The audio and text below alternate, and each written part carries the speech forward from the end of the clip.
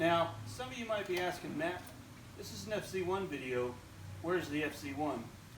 Well, that bike was stolen from me, and that's not clickbait. Let me go over that with you.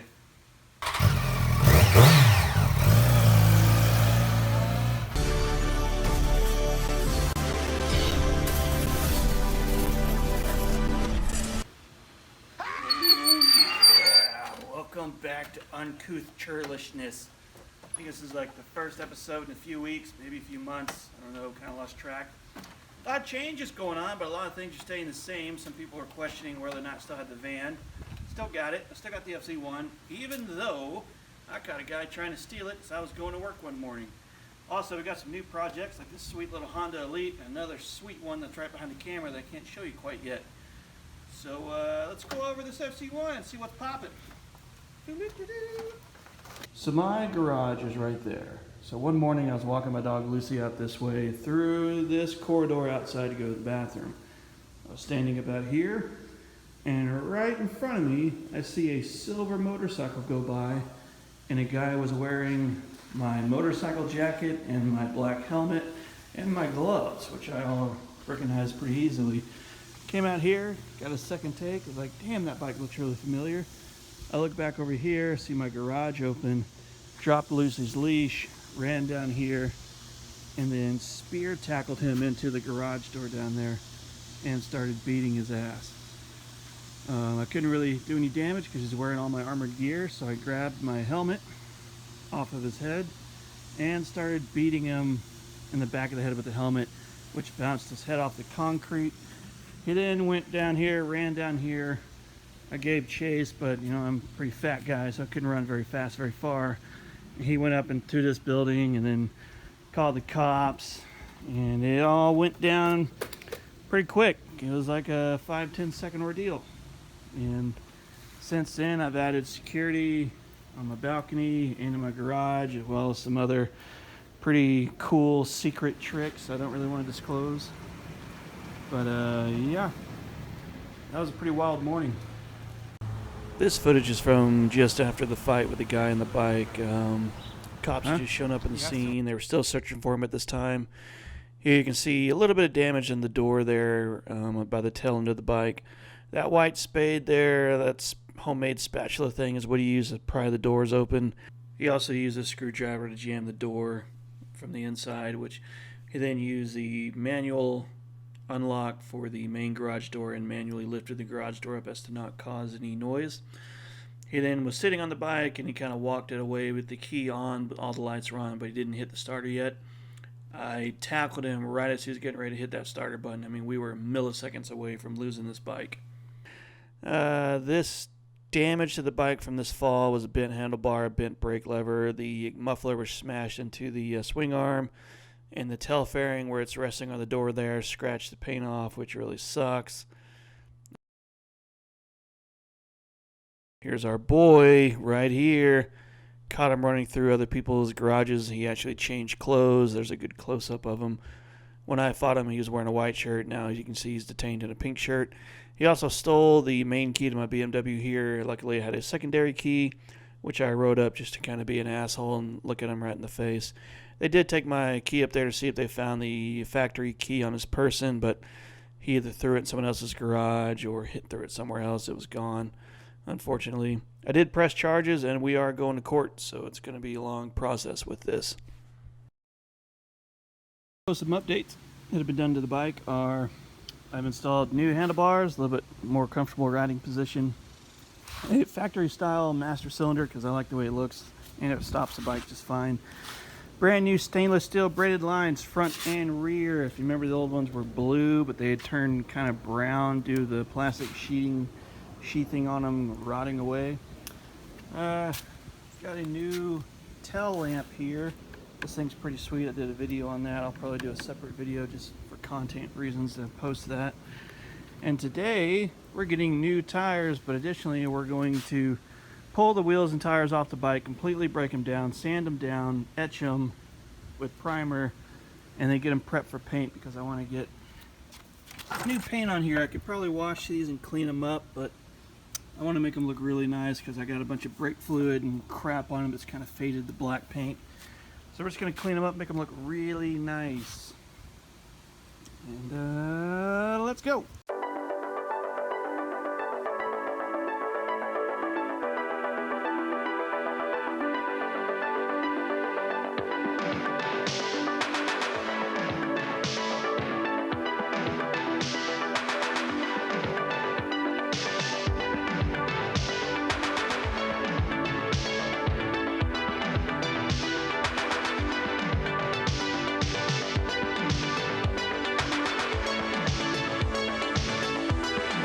Here we have our front and rear wheel. Getting ready to break these down. I gotta go get some T40 star bits to take these caliper bolts off so we can clean that wheel up and get it ready for paint. Here is the aftermarket sprocket on the FZ1. It has been chewed up. You can see it's missing a few teeth. Nothing too bad. We'll go ahead and get that replaced and take this apart, get it ready for paint as well. Alright, we got these pressure washed, cleaned up a little bit, and there is some slight debris and fading of the paint, so I am going to go ahead and paint these. I've kind of thought about not doing it, but it would look so much better if these were back to a deep, dark black instead of this kind of grayish black. So back to the house we go.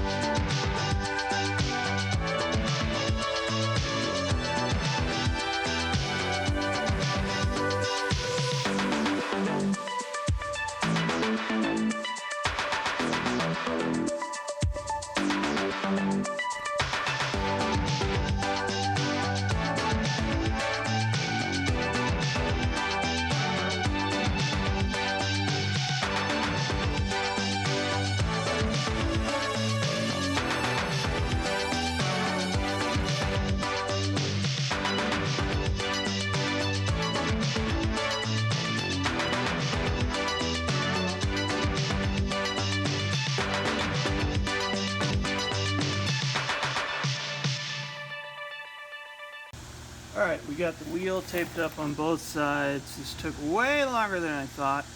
Sanded it, washed it, wiped it down with acetone. Now we're going to hit it with some self-etching primer. Coat the whole thing. Cans are hot from sitting out in the sun all day. Just going to shake them up, give them a good stir, and then start spraying.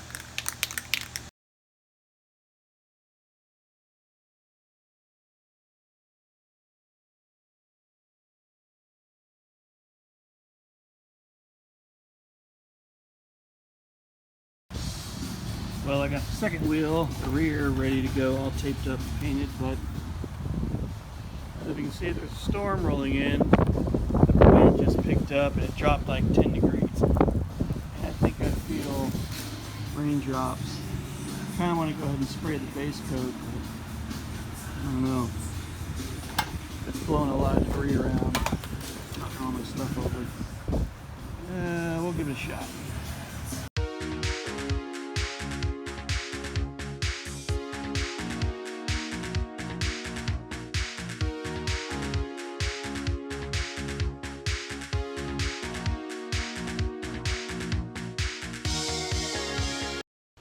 Alright, we're back. It's day 2. Last night storm blew in. It really kind of screwed everything up. Dropped the temperature quite a bit, increased the humidity, and I was kind of afraid that painting out here was going to be messed up. But let's take a look.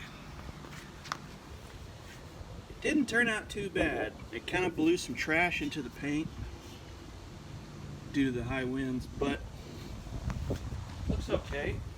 I gotta go buy more paint because it took one coat of black, excuse me, to coat the entire wheel. But I thought I was going to go with this matte black, and it looks okay. It looks kind of factory. I got to do another coat or 3 maybe. But I think I'm actually going to go with a high gloss, which is not my style, but I think it would make this wheel look really nice.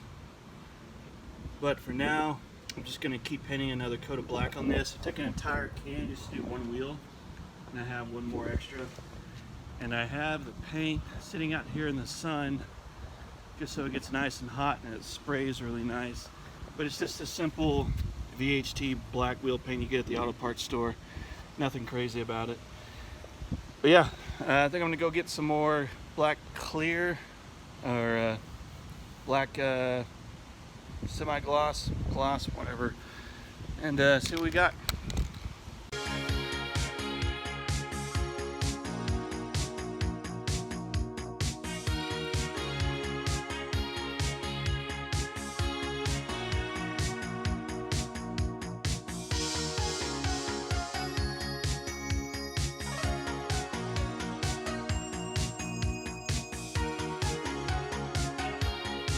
We've finished up here for the night.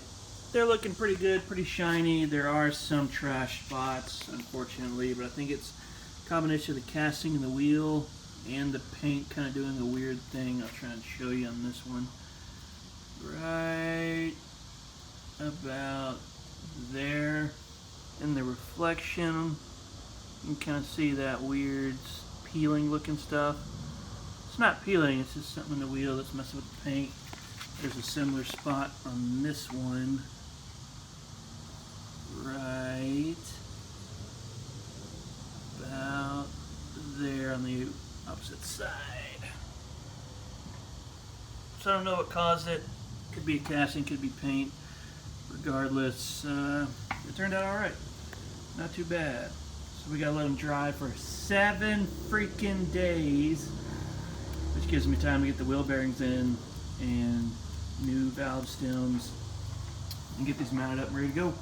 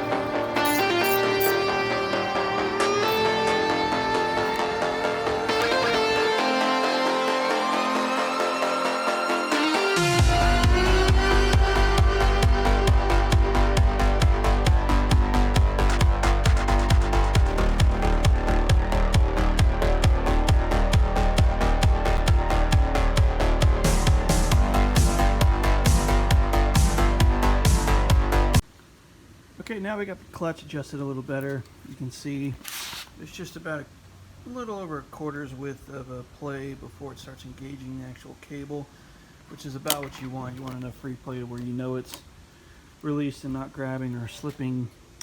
We're going to adjust it back. Went through, adjusted it down here as well as right here in the frame.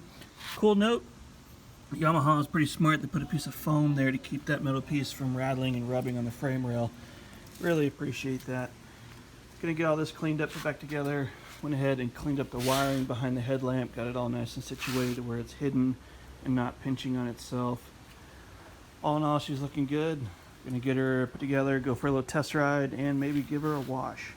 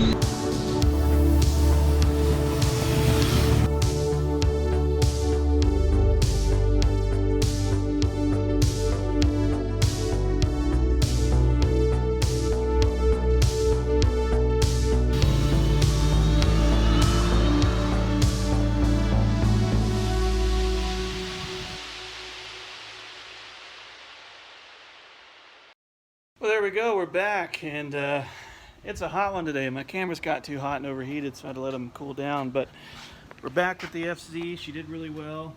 I have the speedometer cable disconnected under here, so I got to pull the freaking tank again and hook that up, which is annoying. But these tires are awesome. Love the Michelins. I have bar ends and mirrors on the way. I can't wait to get those on. It'll make it a lot safer. Yeah, no leaks. The leak that was here was just the coolant reservoir was a little overfilled, but it straightened itself out. She's a ripper, man. She screams. She's fast. She's geared one tooth lower than factory, and man, she boogies. But yeah, I think that's going to be about it for this video. Appreciate you guys watching, and we'll see you next time. Thanks.